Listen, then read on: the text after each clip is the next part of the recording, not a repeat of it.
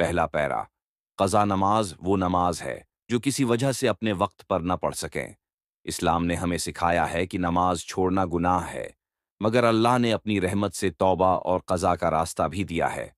قضا نماز پڑھنے کا طریقہ بہت آسان ہے، بس نیت دل میں کرنا ضروری ہے۔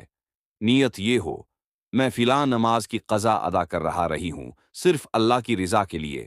زبان سے کہنا ضروری نہیں، صرف دل میں ارادہ کافی ہے۔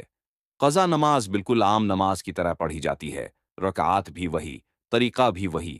اگر فجر کی قضا ہو تو 2 رکعت، ظہر کی 4، عصر کی 4، مغرب کی 3 اور عشاء کی 4 رکعت پڑھنی ہوتی ہیں۔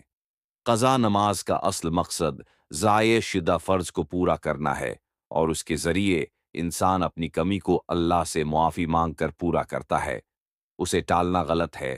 جتنا جلدی ممکن ہو قضا نماز پڑھنی چاہیے۔ دوسرا پیرا، ایک دن میں کتنی قضا نمازیں پڑھ سکتے ہیں؟ اس کا سیدھا جواب ہے جتنی چاہیں، جتنی پڑھ سکیں۔ شریعت نے اس پر کوئی حد مقرر نہیں کی۔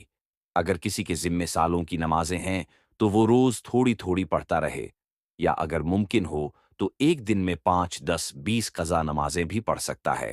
اہم بات یہ ہے کہ انسان نیت اور استقامت کے ساتھ اپنی چھوٹی بڑی تمام قضا نمازیں مکمل کرنے کی کوشش کرے۔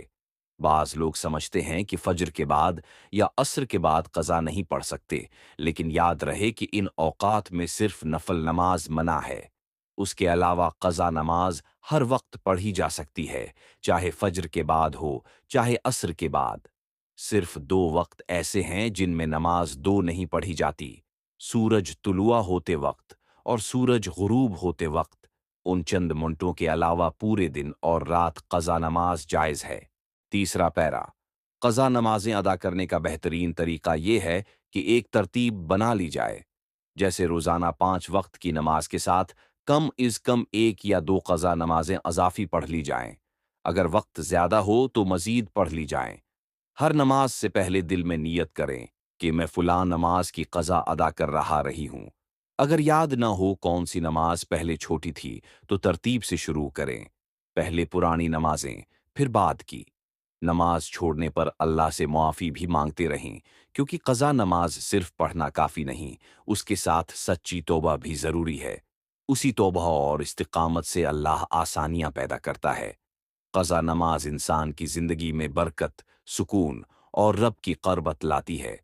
جو بھی بندہ اخلاص سے اپنے چھوٹے ہوئے فرض پورے کرنے کے لیے محنت کرتا ہے، اللہ اس کے لیے راستے کھول دیتا ہے اور اس کی دعا بھی قبول فرماتا ہے۔